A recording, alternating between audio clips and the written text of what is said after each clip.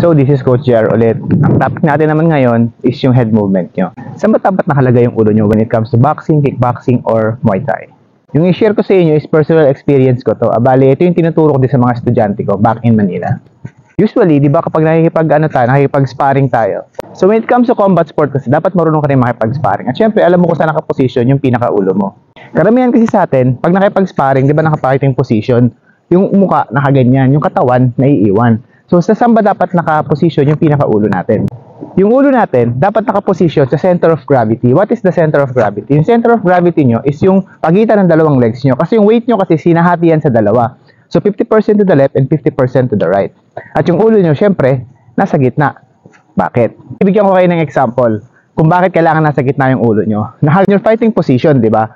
So, yung ulo nyo is dapat nasa gitna yan.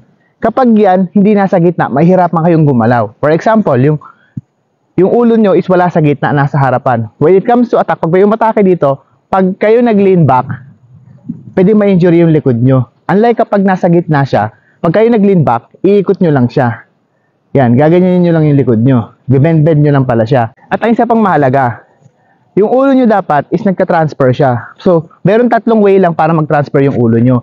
Sa gitna, sa harapan, sa likuran. Pero hindi naman yung sobrang likod na pinakalikod na likod. Dapat between the legs pa rin. So, between your foot. Kasi pag yan sumobra pa harap, mawawalan kayo ng balance. Pag yan sumobra pa talikod, mawawalan pa rin kayo ng balance. Ang mahalaga, nandito siya sa pinaka base foot nyo at yung isa sa pinaka base foot nyo. So, for example, on your fighting position. Okay, fighting position. Inatake kayo, galing dito yung atake. So, mas madali siyang mamamaneuver. Okay? Example naman, nag-hook punch sa inyo.